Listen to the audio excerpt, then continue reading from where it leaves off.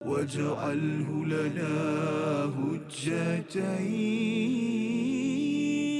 يا رب العالمين.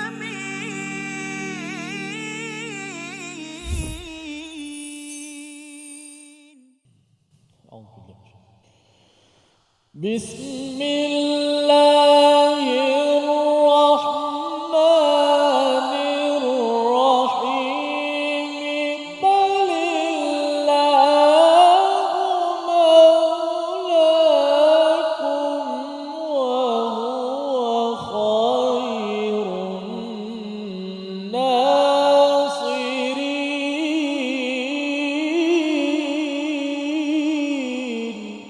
صدق الله.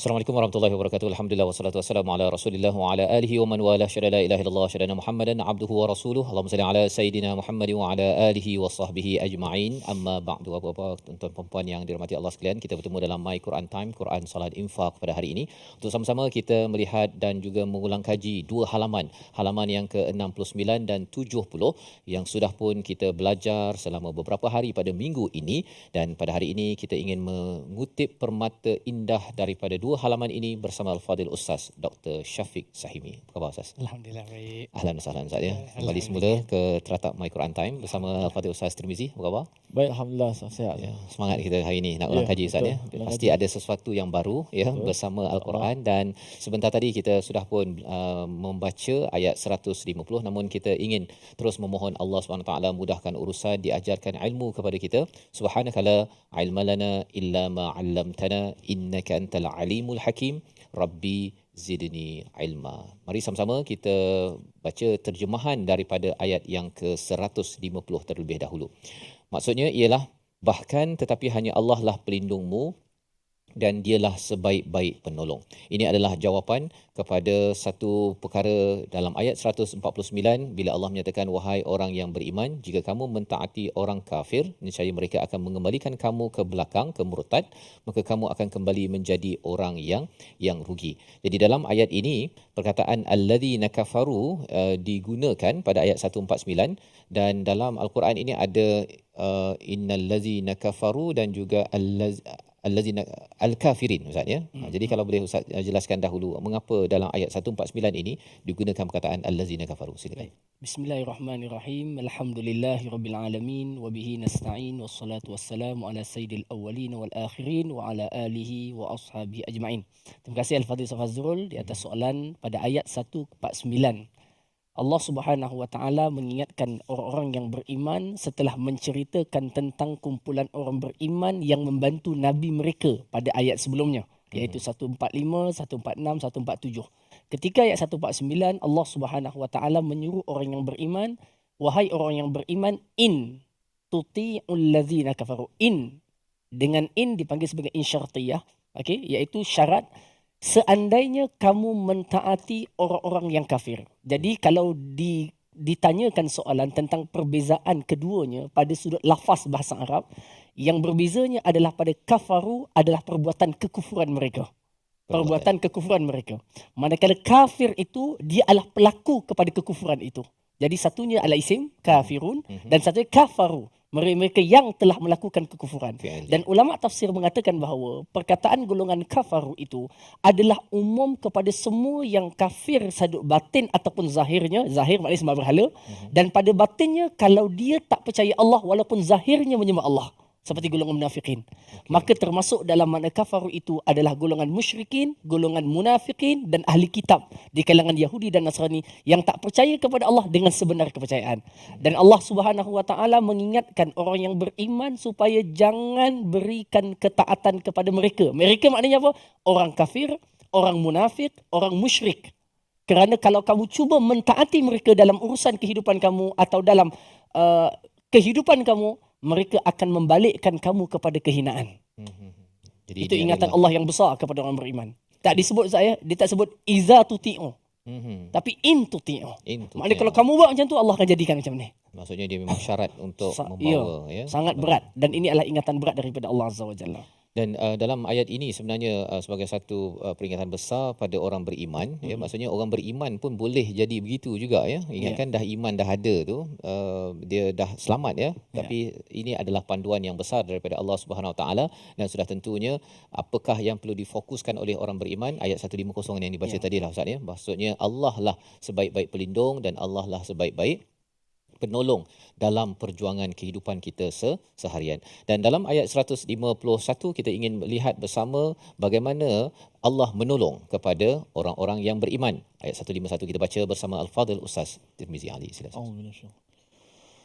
سنلقي في قلوب الذين كفروا الرعب بما أشركوا بالله ما لم ينزل به سلطانا ومأواهم النار وبئس مثوى الظالمين. صدق الله.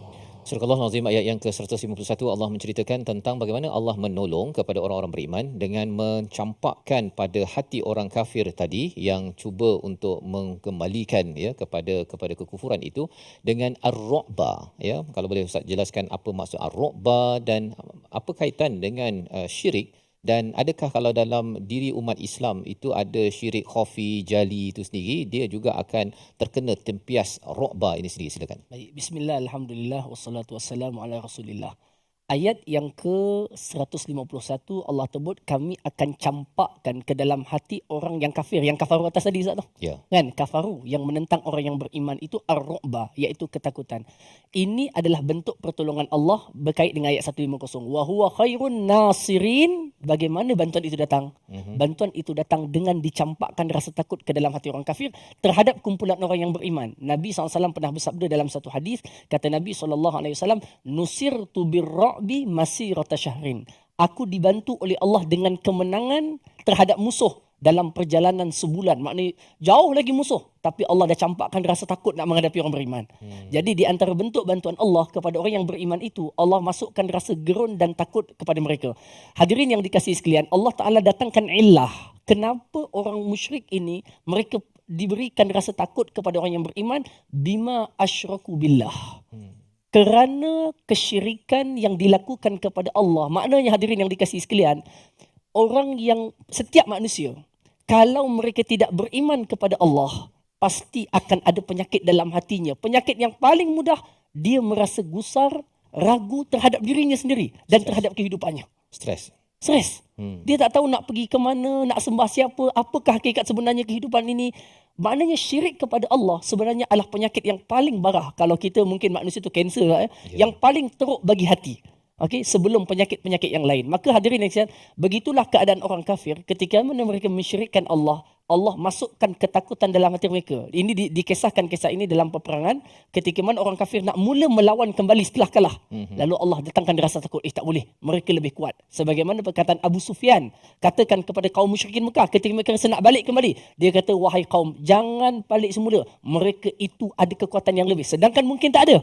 Tetapi Allah datangkan rasa takut. Jadi hadirin yang dikasihan, orang yang beriman itu boleh dibantu oleh Allah dengan pelbagai cara. Yang kadang-kadang kita tak terfikir cara itu boleh berlaku. Ya. Okey, sebab itu Allah Taala kata balillahu maulakum, datangkan keyakinan dalam hati kamu, penolong sebenar kamu adalah Allah. Kalau kita dah boleh yakin dengan itu, Allah datangkan pelbagai cara untuk membantu kita. InsyaAllah, ya. Jadi ini adalah terapi kalau zaman sekarang Ustaz, ya, cakap tentang stres di dalam kehidupan, ya. Puncak pada stres itu ar-ru'ba tadi itulah, ya. Tapi kalau rendah sikit, mungkin ada elemen-elemen syirik yang perlu dibersihkan terapinya itu daripada ayat 150, ya. Kena buat kursus, ya, soal jawab sedidik untuk pekerja-pekerja di tempat kerja ataupun bagi ibu ayah, ya, suri rumah di rumah lah, ya, suri rumah di rumah, untuk ada checklist, adakah letakkan Allah sebagai maula dan juga tahu Allah ini akan membantu saya dalam menguruskan segala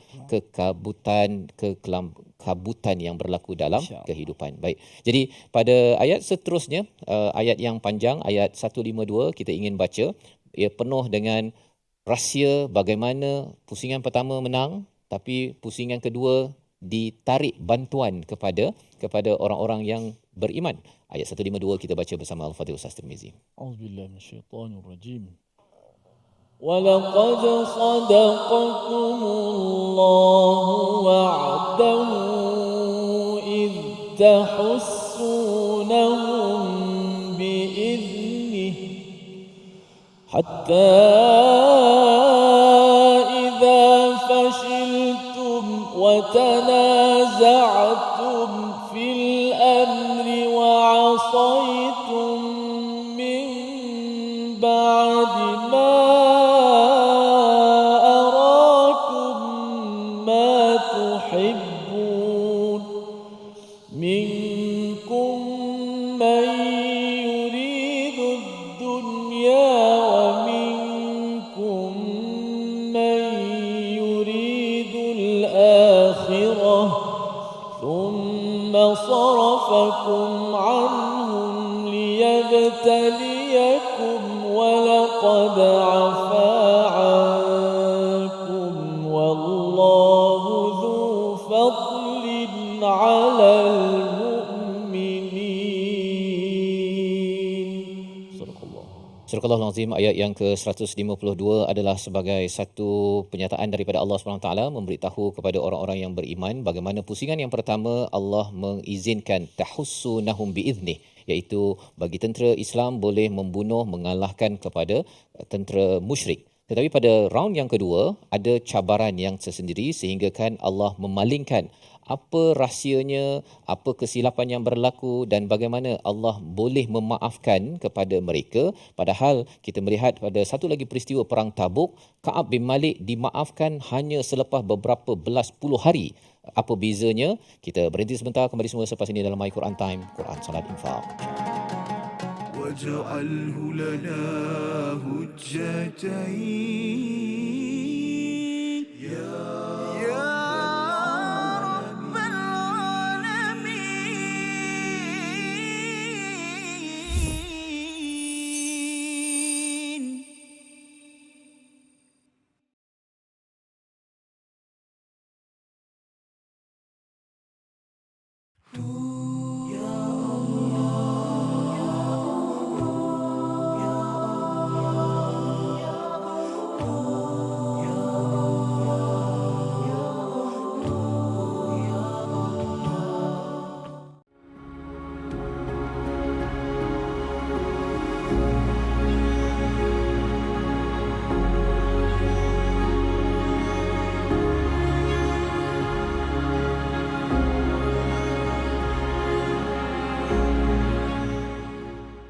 Al-Quran. Pelajari dan dalami kesempurnaan bacaan mengikut hukumnya. Fahami dan hayati maksudnya. Amalkan dan jadikannya sebagai panduan kehidupan. Bukan hanya kita belajar tadabbur, bahkan kita akan belajar tajwid secara mendalam dan ada segmen hafazan. Saksikan episod baharu My Quran Time 2.0 setiap hari 12.30 hari di TV9 juga di saluran Astro 149. جاهينا وارزقنا تلاوته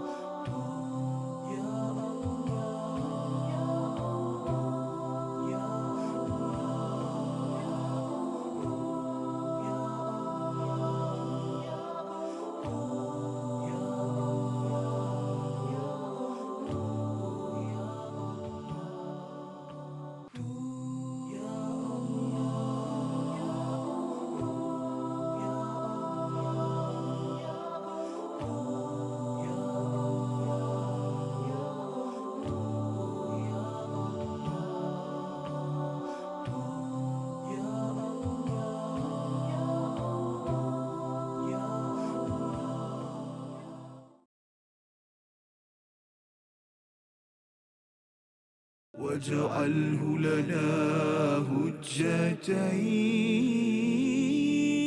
يا رب العالمين.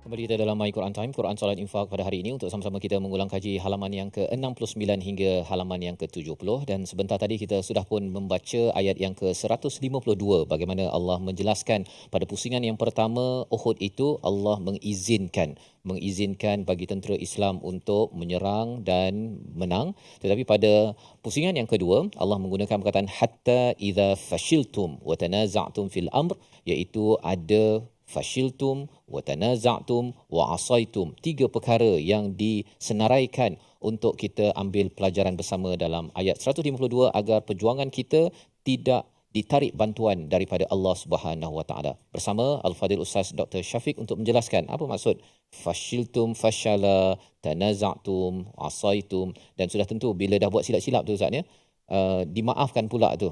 Silakan. Alhamdulillah wassalatu wassalamu ala Rasulillah. Terima kasih Ustaz Fazrul, Ustaz Tir bersama dalam majlis kita pada hari ini. Kalau kita lihat pada ayat 152 yang berkaitan dengan soalan tadi, Allah Subhanahu Wa Taala mengingatkan daripada awal. Dia ada setiap ayat tu dia ada kaitan-kaitan dia. Pertama sekali Allah Taala kata, wahai orang beriman, kamu jangan mentaati orang kafir dalam urusan kamu. Dalam urusan pentadbiran kamu, dalam urusan kehidupan kamu, dalam menyusun masyarakat kamu. Pertama, kerana dia akan merugikan kamu. Kemudian Allah Ta'ala kata apa? Dalam pertempuran kamu dengan mereka, kamu kena pegang tujuan kamu adalah Allah. Tujuan kamu adalah meninggikan kalimah Allah. Baru dia akan datangkan pertolongan kepada kamu. Pertolongan itu datang dengan Allah masukkan ketakutan kepada kaum musyrikin terhadap kekuatan dan kesatuan kamu. Lalu Allah Ta'ala berikan satu contoh yang telah berlaku dalam peristiwa Uhud. Apabila hilangnya tujuan yang salah, tujuan yang betul, maka Allah datangkan kekalahan kepada orang yang beriman. Allah Ta'ala sebut apa? Hatta iza fashiltum. Sebenarnya di sini ada satu ayat ni sangat unik sekali ayat ni. Fashiltum maknanya lemah ataupun kalah. Ya. Tanaza'tum berbeza pandangan atau berbalah. Asaitum ingkar perintah. Ya. Sepatutnya, bukan sepatutnya lah, kita tak boleh kata sepatutnya.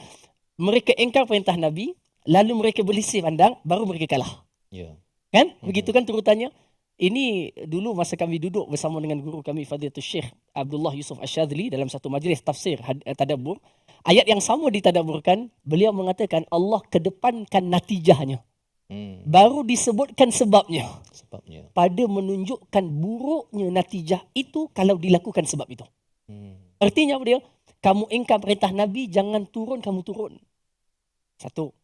Dengan sebab itu kamu balah di atas. Nak turun ke tak turun ni? Itu orang tengah ambil duit tu, tengah ambil harta tu, tengah ambil hamba tu. Yeah. Jadi mereka berbalah. Yang ketua panglima perang mengatakan jangan turun, Nabi kata suruh tetap. Mereka balah. Perbalahan itu menghasilkan kekalahan bagi kamu. Ini pengajaran besar kepada orang Islam, Ustaz. Iaitu pelajaran besar bagi orang Islam, iaitulah kalau mereka berbalah, berkelahi sesama sendiri, mereka akan lemah dan gagal. Allah sebut dalam ayat lain, okey, wa tazhabari hukum. Okey, dengan kamu berkelahi tadi akan hilang kekuatan kamu. Ini pelajaran besar kepada orang yang beriman. Pertama sekali meletakkan kepatuhan kepada ketua. Kedua, jangan banyak berbalah. Dengan itu kamu akan kuat dan menang. Hadirin yang di sini juga Allah Ta'ala sebut. Kenapa kekalahan orang yang berbalah tadi? Kerana hilang punca dan sebab. Kenapa dia perang? Di awal. Allah sebut di atas, balillahu maulakum. Tujuan kamu mesti Allah. Tapi di bawah apa dia? Wa minkum man yuridud dunya. Ustaz, ayat ni sebenarnya sangat besar. Kerana Allah sebut yuridu. Yuridu maknanya nak. Belum turun lagi. Baru nak je. Tak turun lagi. Dia nak. Jadi sedangkan tujuan perang dan jihad adalah untuk memenangkan Allah. Dengan maksud memenangkan agama Allah dalam jihad tersebut. Dan tujuannya redha Allah. Kalau mati syahid. Kalau menang, barulah dapat ghanimah. Tetapi kita tengok perang belum selesai. Tapi nampak orang dah bagikan dah. Yuridu dunia. Yurid saja. Jadi nak ni adalah satu benda besar sebenarnya dalam hidup kita. Kena kawal iradah kawal kita punya nak ni apa? Kita hidup ni nak apa, Zat? Kita datang nak apa? Saya datang daripada jauh ni contohnya ke. Saya nak apa? Saya nak apa? Nak itu sudah menentukan natijah kita. Baru nak, Zat.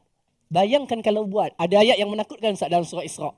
Allah SWT, wa man aradal akhirata wa sa'alaha sa'yaha. Allah sebut juga wa man aradad dunya wa man aradaz zinata. Siapa yang nakkan dunia, nak aja. Nuwaffi ilaihim, kami akan bagi dan akhirnya masuk neraka. Baru nak. Bayangkan yang sekarang ni bukan nak, kejar. Bergaduh, berlumba, berkelahi. Jadi Allah Ta'ala ajarkan kepada orang yang beriman untuk menuluskan keinginan di dalam hidup, nak apa kita. Kalau dalam jihad nakkan meninggikan kalimah Allah dan berikan kemenangan kepada orang yang beriman dan kaum muslimin, itu keinginannya, maka dia akan diberikan kemenangan Allah SWT. Dengan itulah baru tak ada kepentingan. Bila tak ada kepentingan, baru tak berkelahi dan tak bergaduh. Jadi puncanya adalah ada kepentingan yang bukan kepentingan Allah dan Rasul, lalu mereka berkelahi dalam kepentingan dunia. Perkelahian itu menyebabkan mereka kalah dan lemah. Tuan-tuan, ayat ini mengajarkan kepada kita semua, wahai penonton sekalian, orang yang beriman dan orang Islam mesti ambil pengajaran dalam Uhud supaya kita mengurangkan perkelahian. Okey, itu yang pertama. Baik, kemudian Allah memaafkan mereka. Ramai ni yang tadi buat kesalahan, ramai. Allah maafkan mereka. Tadi Ustaz Fazrul tanya, mudah-mudahan sempat kita menjawab. Boleh Ustaz? Boleh. Okey.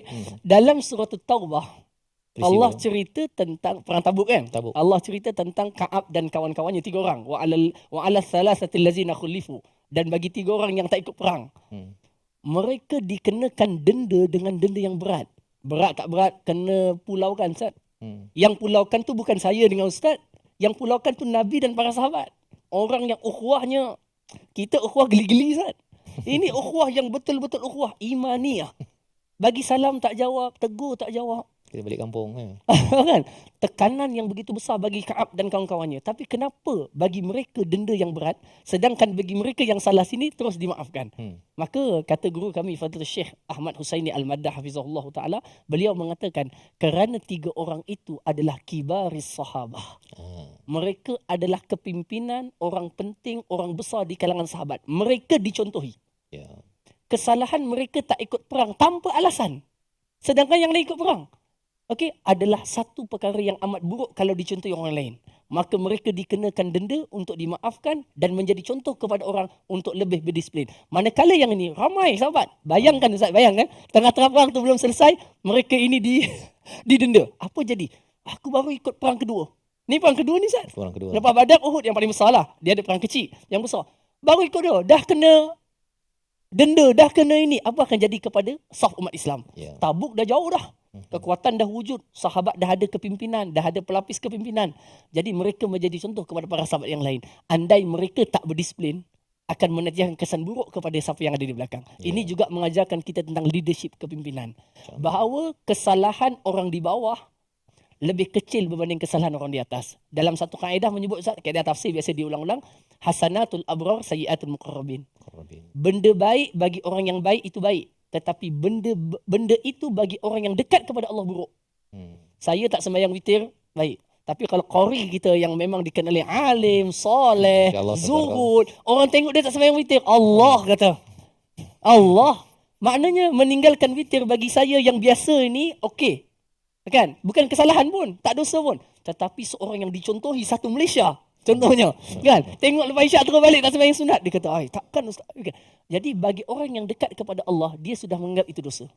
Jadi bagi Ka'ab itu besar, bagi umum sahabat ada berbeza. Wallahu a'lam. Panjang pula. Terima kasih ucapkan kepada Al-Fadhil Dr. Syafiq menjelaskan tentang bagaimana ayat 152 ini di bahagian awal tadi formula kemenangan dan kegagalan kalau kita nak cakap begitulah bagi satu pusingan yang mendapat bantuan itu kerana meletakkan objektifnya jelas, balillahi maulakum wa huwa khairun nasirin, tetapi bila sudah terkocak niatnya itu baru sahaja bercakap tentang yuridud dunya baru nak saja belum dapat pun, tak dapat pun kena kejar pula lepas tu nak ceritanya bahawa dalam kita hidup ini Ustaz kena jaga betul-betul niat apa yang kita nak dalam kita berjuang bergerak sebagai seorang suami, sebagai seorang isteri, sebagai seorang ibu, ayah, ketua. Kita tahu bahawa kita ada elemen dunia tetapi jangan letakkan itu sebagai puncak segala-galanya. Kita akan kecewa kalau kita tengok nanti ada perkataan hasrah penyesalan kerana semua itu akan bertimpa-timpa disebabkan maulakum itu tidak dijadikan sebagai punca ataupun objektif utama. Dan menarik tadi bila Ustaz menyatakan bahawa ada beza cara denda denda kepada orang biasa dengan kibar, orang yang orang-orang ranking tinggi ini lain dalam hal pendisiplinan. Dan ini bagi pegawai HR ataupun bagi satu organisasi kan, apatah lagi kalau katakan yang terlibat dengan dakwah ataupun aktiviti Islam. Perkara ini perlu diberi perhatian, jangan sampai kita membiarkan orang atas dia nak menipu ke apa ke, biarlah dia kan. Padahal sebenarnya sedikit perubahan yang berlaku di atas itu akan memberi kesan kepada orang melihat kan. Orang melihat oh ini kan takkan dia menipu kita, tak boleh, dia pun akan sambung lagi dan ia membina fitnah kepada agama ini. Baik, kita ingin baca ayat 153 untuk kita menggali lagi permata daripada ayat ini bersama Al-Fadhil Ustaz Tirmizi. Silakan. A'udzubillahi minasyaitanir إذ تصعدون ولا تلوون على أحد والرسول يدعوكم في أخراكم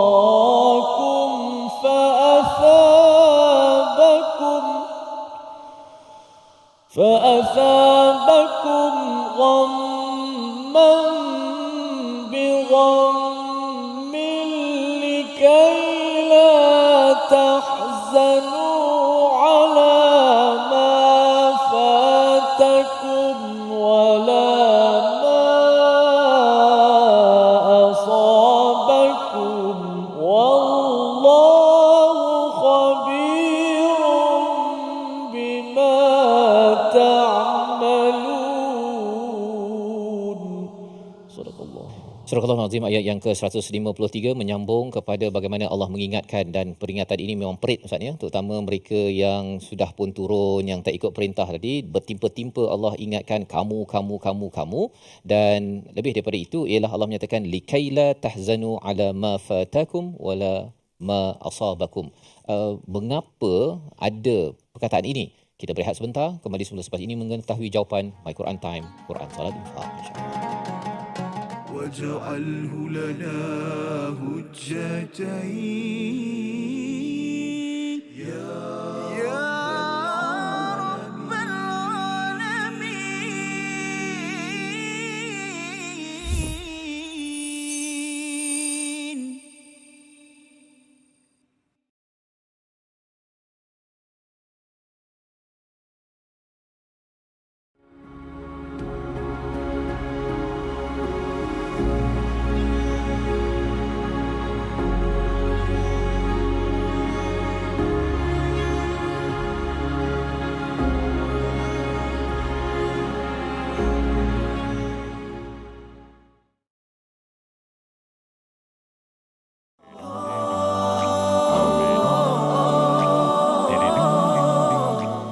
Syubbanul Yaum, Rijalul Ghad.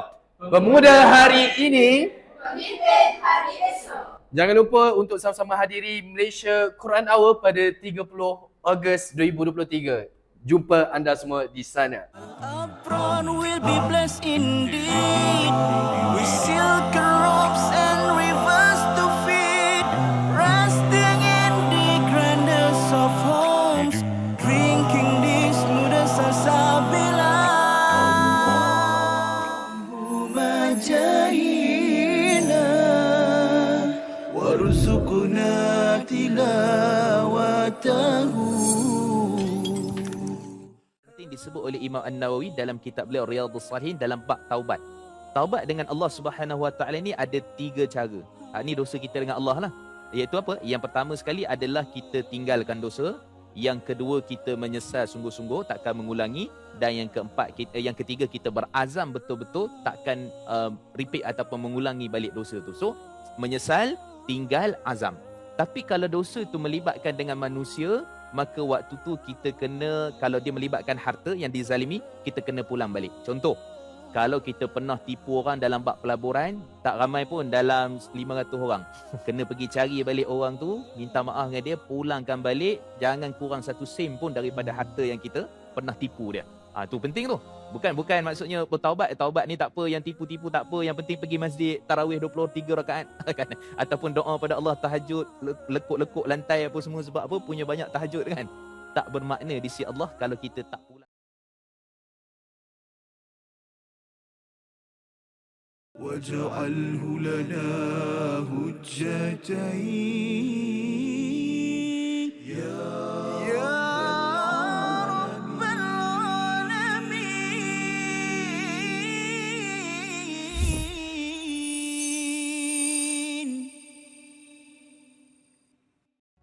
Kembali kita dalam My Quran Time, Quran Salat Infak pada hari ini. Kita sama-sama mengulang kaji halaman yang ke-69 dan 70, dan sebentar tadi kita sudah pun membaca ayat 153 sebagai satu peringatan. Allah membawa flashback perkataan itu untuk kita sama-sama menyorot kepada sejarah, dan sudah tentunya ayat ini bila turun kepada para sahabat ianya amat pedih sebenarnya, tetapi ini adalah tarbiyah daripada Allah Subhanahu Wa Taala untuk mereka dan juga untuk kita. Bagaimana berjuang dengan penuh disiplin bagi mencapai kepada redha daripada Allah Subhanahu Wa Taala.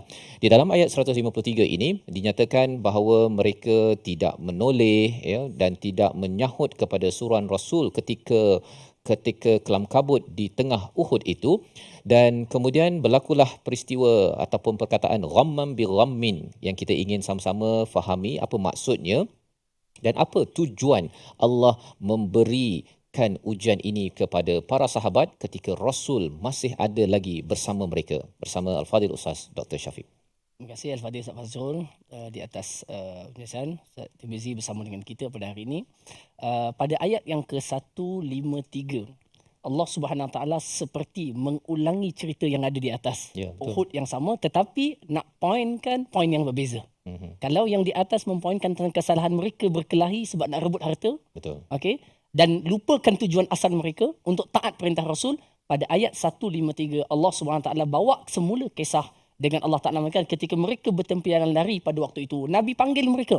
Okey, pada waktu itu tertimpalah ke atasnya ghamman bi ghammin. Ghamman ni kedukaan dengan kedukaan. Ini adalah satu sastra Arab yang bahasa kita kalau orang Melayu kita gunakan sudah jatuh ditimpa tangga. Maknanya jatuh dah ditimpa tangga lagi, jatuh tu pula dekat tai ayam pula tu. Kan? Tersembam kan? Tersembam pula lagi. Kan? Jadi maknanya atas duka di atas duka di atas duka. Itu perkataan Arab. Seolah-olah apa dia? Kamu telah mengalami kepedihan, alami lagi kepedihan. Kepedihan yang pertama dialami adalah yang pertama mereka tidak mematuhi perintah Rasul. Kepedihan yang kedua adalah mereka berbalah. Kepedihan yang ketiga, mereka kalah perang, sesi yang pertama. Kepedihan yang keempat, tersebar berita yang berat sekali. Tersebar berita di kalangan mereka saat sesak waktu tu, Nabi telah dibunuh. Itu yang paling berat sehingga menjadikan kesedihan di kalangan kaum muslimin dengan makna mereka dah putus asa dah. Dengan bahasanya macam tu. Dah, buat apa nak perang lagi, Nabi dah wafat. Tak ada siapa dah dengan kita lagi dah. Ini menunjukkan kecintaan sahabat kepada Nabi. Walaupun krisis berlaku, tetapi mahabbah cinta mereka kepada Nabi, saat dengan Nabi wafat, mereka macam dah, tak ada apa lagi dah. Nabi dah wafat dah. Okey, tetapi ketika itu Allah Subhanahu Wa Taala mengurniakan kepada Nabi dengan Nabi bangun dan mengangkat suaranya dan mengatakan, dalam satu riwayat menyebutkan Nabi kata ana nabiyyun la kadzib ana ibni Abdul Muttalib. Mana Nabi kata Nabi masih hidup, aku adalah Nabi yang bukan pembohong. Aku adalah keturunan Abdul Muttalib. Bila sahabat melihat dan mengatakan Nabi hidup lagi, Nabi ada lagi, semangat mereka pun naik dan Nabi mengatakan Allah mengampunkan dosa kalian. Walaqad afa ankum. Perkataan sebelum likaila tu, likaila tahzanu tu, kalau kita baca direct dia macam nak sambung macam mana ni ya? Tadi dah timba-timba, lepas tu supaya tak sedih pula kan. Ianya disimpan atau dipanggil jumlatun musta'ridah, iaitu satu ayat yang dikaitkan dengan yang di atas, iaitu apa? Walaqad afa ankum. Dengan kesalahan dan kesalahan dan kesedihan dan kesedihan itu Allah mengampunkan kamu likaila tahzanu. Kan? Walaqad afa tadi. Maknanya kamu dah timpa kekalahan, kesedihan. Lalu Nabi kata kat mereka, Allah maafkan kesalahan kamu yang lepas. Dah, susun balik saf semula. Likaila tahzanu, dengan keampunan yang Allah bagi kepada kamu hai kaum muslimin, supaya kamu tak sedih hati dah dengan kekalahan kali pertama, perkelahian kali yang pertama. Wal ala ma fatakum, dengan apa yang telah yang kamu tertinggal daripada harta rampasan perang yang kamu kejar tadi dah tak dapat dah. wala ma asabakum, dengan kekalahan dan berita kematian Nabi SAW. Dengan kemaafan itu menjadikan kamu bersemangat semula. Hadirin yang dikasihi sekalian, poinnya kalau saya sebut yang di atas ni poin di kalangan mereka, yang ini poinnya apa dia? Apabila seorang hamba mengetahui Allah sudah memaafkan kesalahan dia, sebenarnya itu akan merawat semua cerita belakang ataupun sejarah hitam yang pernah kita lalui. Ustaz, kalau kita ingat dalam kisah Ka'ab tadi, kalau Ustaz dah masuk kita kaitkan terus dalam kisah Ka'ab tu, ketika mana lepas hampir 50 hari diboikot ataupun dipulaukan, dia begitu sedih dan merasakan besarnya dosanya. Ketika Allah menurunkan ayat mengampunkan dosa Ka'ab, Nabi bacakan ayat itu, Nabi kata kepada, wahai Ka'ab, telah berlalu dalam hidupmu hari yang paling baik sejak ibumu melahirkan kamu, iaitu hari ini, hari Allah mengampunkan dosamu. Artinya apa dia?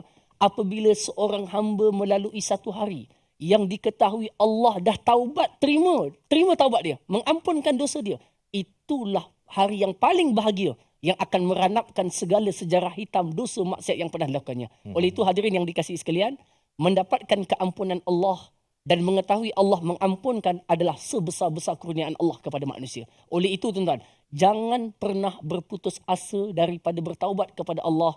Dan apabila kita digembirakan dengan penerimaan taubat, ketahuilah semua yang di belakang adalah sejarah yang telah ditinggalkan. Ya, soalannya Ustaz ialah apabila dalam peristiwa ini ada wahyu walaqad afa ankum, ya, kalau dalam surah Taubah itu sehingga kan Ka'ab bin Malik itu diberitahu dan mereka pun berpeluk kan, mengucapkan syukur. Tapi zaman kita ni ialah kita tak tahu bila wahyu dah selesai dah ni. Kan? Jadi saya pun tertanya-tanya kan, Allah ampun ke tidak, macam mana Quran mencerahkan perkara tersebut. Okey, baik hadirin yang dikasihi sekalian, dalam kita pula tak nak tunggu wahyu tak datang-datang. Kalau turun tu nanti dakwa Nabi pula. Kan jadi masalah pula. Dan tak ada Nabi dah lepas ni, dan tak ada wahyu lagi turun dah melainkan kepada Nabi. Yang ada sudah pun lengkap. Hadirin semua, para ulama membincangkan apakah tanda taubat Allah Ta'ala terima kepada seorang. Di antara yang pertamanya, setelah dia bertaubat, dia merasakan insyirahus sadr, iaitu dadanya menjadi lapang. Dadanya menjadi lapang penerimaan Allah kepadanya. Dia tahu, dia rasa. Itu yang pertama sekali. Allah sebut dalam Quran, afaman syarahallahu sadrahu lil Islam. Iaitu dadanya dilapangkan. Itu yang pertama. Yang keduanya, dia akan mendapati jiwanya dan dirinya membenci perbuatan lalu yang telah yang maksiat yang dilakukan. Okey, maksiat yang dilakukan. Apa yang telah lepas daripadanya dirasai. Jadi perasaan dan rasa itu, rasa berhubung kembali dekat dengan Allah adalah tanda taubatnya diterima. Perkataan taubat itu sendiri maknanya kembali. So dia merasakan dulu dirinya dekat pada Allah, kemudian dia jauh, dia hilang punca. Kemudian dia bertaubat, dia merasakan hatinya kembali tertaut kepada Allah Subhanahu Wa Taala. Okey, dan adalah benda-benda lain yang datang tu, mungkin contohnya kalau seorang tu, saya contoh ni bagi contoh, seorang tu anaknya jatuh bil air, meninggal dalam bil air. Kalau dia pun rasa sedih, ini mesti su'ul khatimah ni. Tiba-tiba malam tu dia mimpi, contoh dia mimpi, datang satu suara dalam mimpinya mengatakan bahawa anak kamu telah diampunkan dosanya dan akan masuk ke dalam syurga dan kamu akan dapat syafaat dengan kematiannya. Contohnya. Hilang semua kesedihannya dengan berita tadi. Begitulah orang yang beriman, tuan-tuan. Allah Ta'ala sebut dalam satu ayat yang lain, dan wabashiril ladzina amanu, berikan berita gembira kepada orang beriman. Maknanya ada pelbagai cara akan Allah bagi kepada kita yang tak sama lah Ustaz, tak sama. Perjalanan hidup tak sama. Kadang-kadang ada seorang pakcik dekat masjid datang, dia kata, nak insya-Allah kamu jadi orang baik ni, dia kata. Itu datang mungkin daripada mulut seorang yang soleh yang kita tak tahu.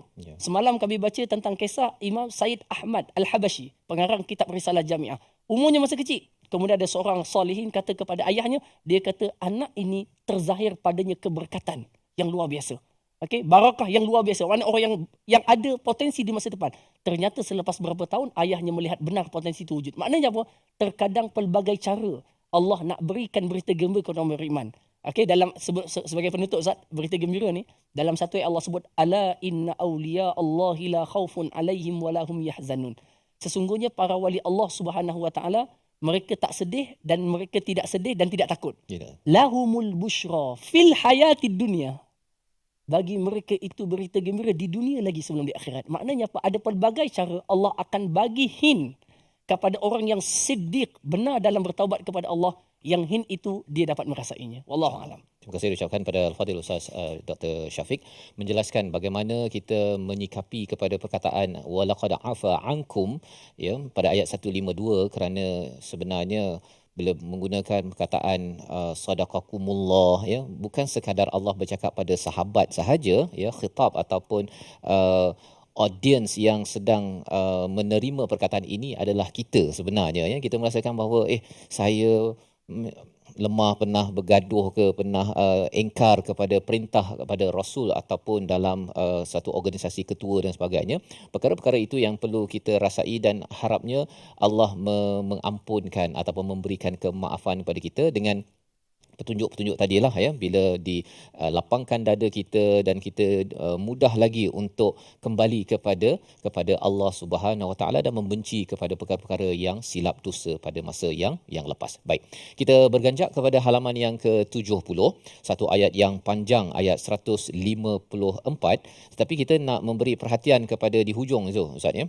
Kalau katakan Ustaz Tirmizi boleh baca di bahagian waliyabtaliyallahu ma fi sudurikum ila akhir ayat 154 itu untuk kita ambil pelajaran bersama. Silakan Ustaz Tir. A'udzubillahi minasyaitanir. Waliyabtaliyallahu ma fi sudurikum waliyumahhisa ma fi qulubikum wallahu alimun bidzatis sudur.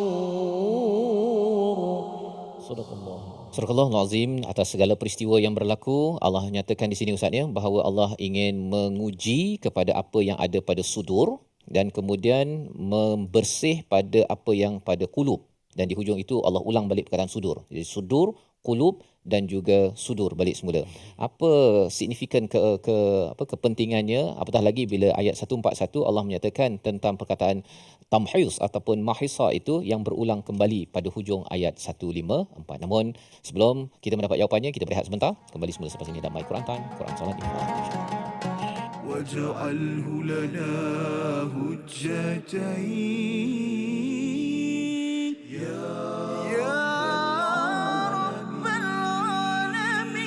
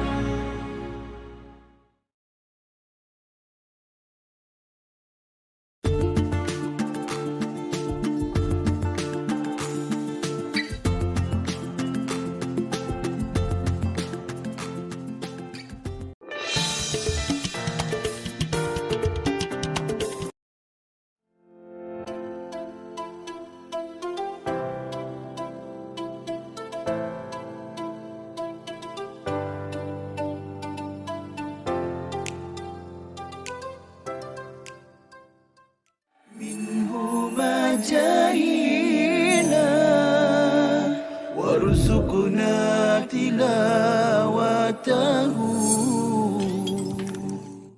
Menceritakan tentang mimpi, kan?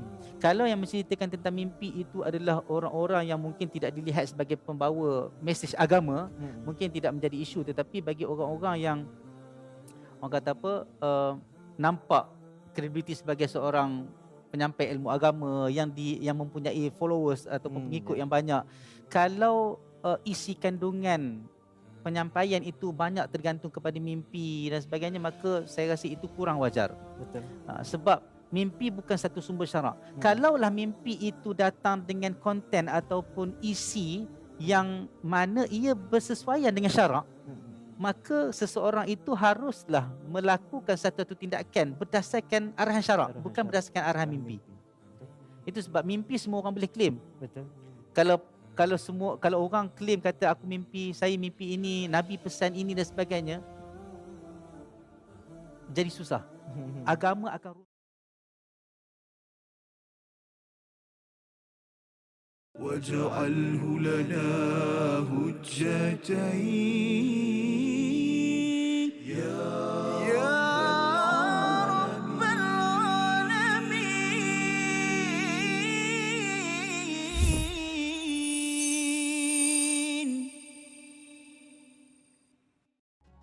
Kembali kita dalam My Quran Time, Quran Salat Infak, sama-sama kita mengikuti ulang kaji halaman 69 dan 70, dan sebentar tadi pada hujung ayat 154 kita bertemu dengan perkataan sudur, bertemu perkataan qulub, dan sekali lagi Allah menyatakan wallahu alimun bidzatis sudur. Apa maksud di antara sudur dan qulub dalam hati manusia ini? Apatah lagi bila Allah menggunakan perkataan waliyumahhisa ma fi qulubikum itu, pembersihan itu berlaku pada lapisan qulub bukannya sudur. Bersama Al-Fadhil Ustaz Dr. Syafiq.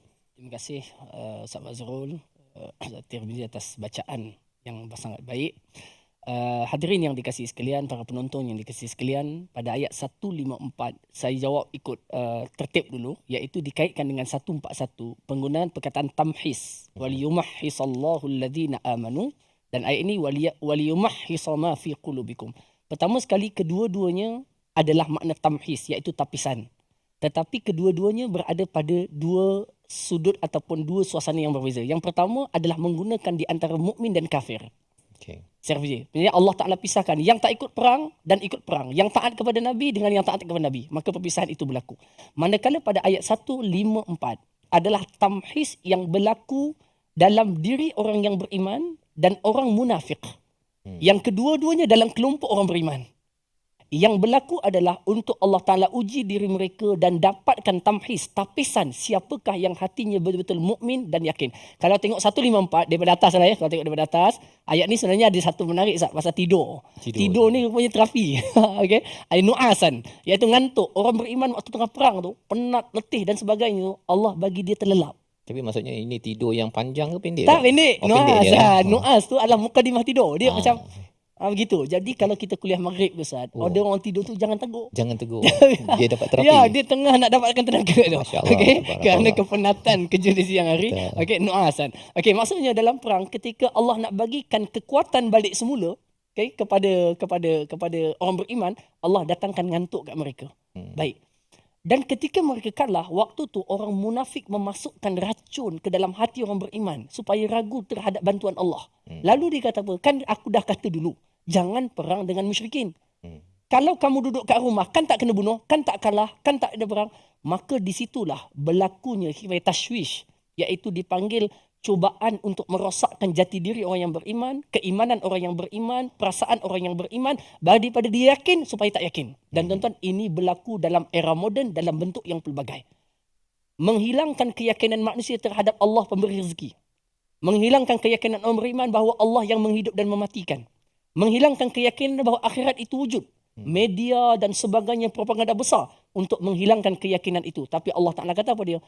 Hidup orang yang beriman ini akan berlakunya tamhis, tapisan. Tuan-tuan yang dikasihi sekalian, kita ni, saya sampai setakat ini, Ustaz Mazul, kita dalam start ni, tarikh ini, waktu ini, kita sedang berada dalam tapisan dan terus berada dalam tapisan. Kejayaan kita ditapis adalah ketika mana kita mati dalam keadaan husnul khatimah dan masuk ke dalam syurga Allah. Oleh itu, tidak ada siapa pun yang boleh mendakwa dirinya baik dan mesti akan jadi orang baik dan mati dalam keadaan baik. Kerana kita sentiasa tapis. Waliyumahhisa ma fi qulubikum, kamu akan terus ditapis sampai Allah tahu betul-betul kamu adalah mukmin yang sadiq, yang benar. Jadi hadirin yang dikasihi sekalian, ayat ni adalah ayat yang perlu dijadikan panduan oleh orang yang beriman. Apa dia? Bahawa dalam perjalanan hidup kita akan ada banyak ujian dan tapisan hati. Sehingga Allah Ta'ala tahu, Allah kata wallahu alimun bizatis sudur. Allah sangat tahu. Kamu boleh pura-pura kat siapa-siapa pun. Kamu boleh pura-pura dekat suami, boleh pura-pura dekat anak, boleh pura-pura dekat kawan dan followers. Tetapi Allah tahu dalam hati kamu sebenarnya apa. Dan di situlah kamu akan berjaya atau kalah dalam tapisan ini. InsyaAllah. Ya, jadi itu adalah ayat 154. Terima kasih Al-Fadhil Ustaz Dr. Syafiq. Menjelaskan bahawa perjalanan hidup kita ini, dikala mereka berjuang di medan perang saatnya, sebenarnya mereka ditapis. Dan kita ini sebenarnya, perjuangan hidup kita ini pun sedang ditapis. Ya.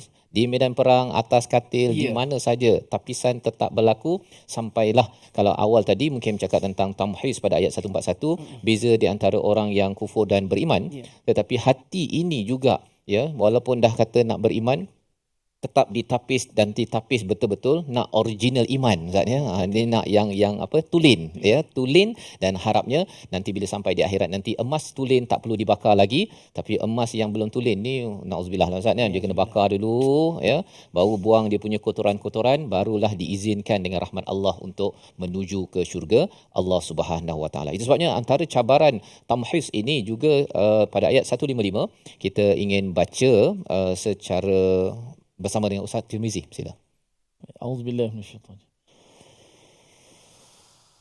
Innal ladzina tawallaw minkum yawmal taqal jam'ani innamas tazallahum asyaitanu biba'di ma kasabu wa laqad 'afa Allahu 'anhum innallaha ghafurun halim.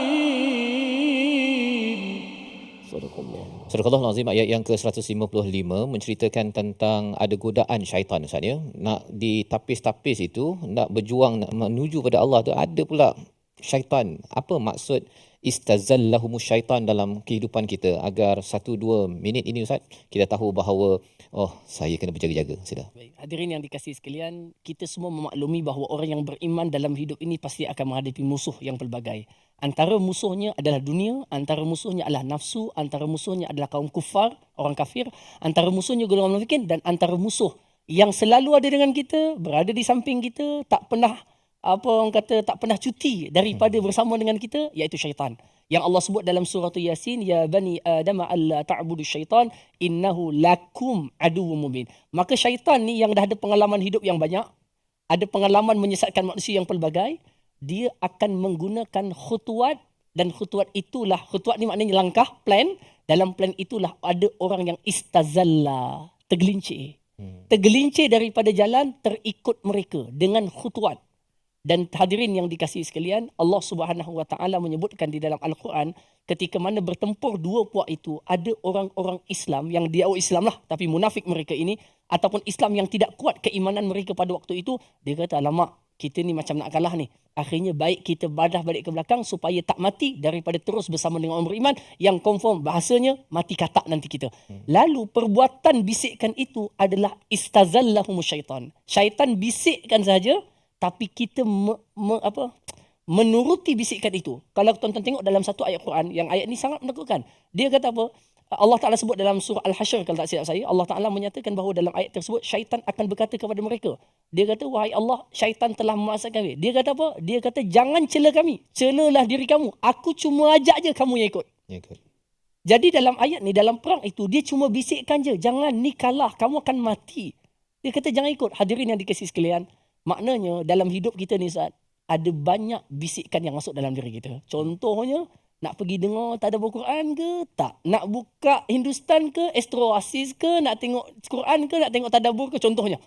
Jadi bisikan datang. Dia kata tak apa, yang tu boleh tengok ulangan, kita tengok Hindustan dulu. Contohnya kan. Jadi dia cuma ajak je. Ajak je. Yang sahut tu kita. Ajak je dia kata. Ajak je. Aku ajak. Jangan salahkan aku ajak kamu yang ikut. Maka hadirin yang sekalian, khutuat langkah dia ni banyak, dan kita ingat dia banyak pengalaman hidup yang banyak dalam menyesatkan manusia. Kita pohon kepada Allah SWT, semoga Allah selamatkan kita daripada bisikan-bisikan jahat yang selalu menggelincirkan ramai manusia daripada jalan Allah Subhanahu Wa Taala. Waliyadzubillah. Amin amin ya rabbal alamin. Moga-moga Allah izinkan, dan kita di hujung ini saya mengucapkan ribuan terima kasih kepada Al-Fadhil Ustaz Dr. Syafiq bersama, dan kita ingin berdoa betul-betul Ustaz ya, memerlukan betul-betul perlindungan daripada Allah daripada istazallahumus syaitan sebentar tadi, dan bersama Dr. Syafiq kita berdoa Allah izinkan kita. Bismillahirrahmanirrahim. Alhamdulillahirabbil alamin wa bihi nasta'in wassalatu wassalamu ala sayyidil mursalin wa khatamin nabiyyin wa ala alihi wa ashabihi ajma'in. Allahumma arhamna bil Quran waj'alhu lana imaman wa nuran wa hudan wa rahmah.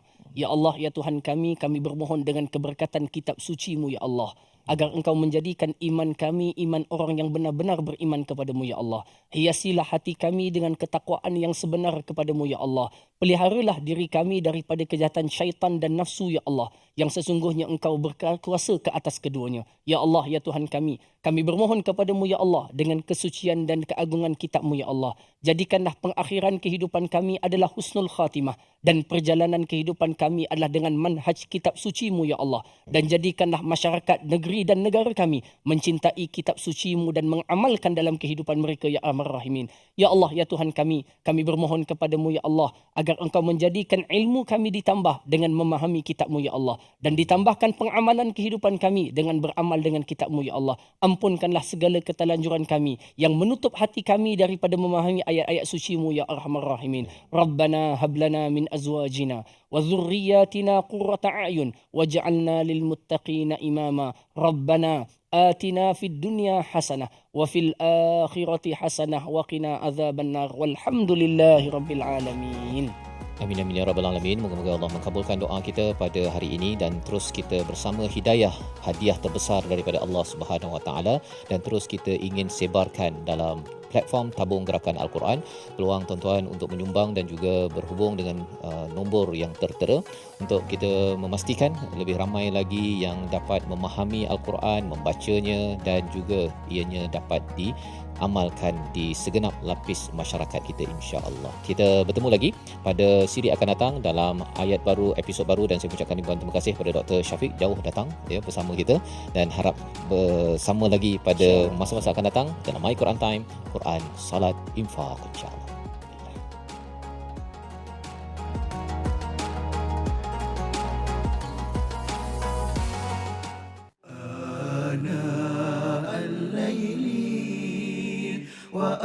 وأطراف النهار واجعله لنا هجتين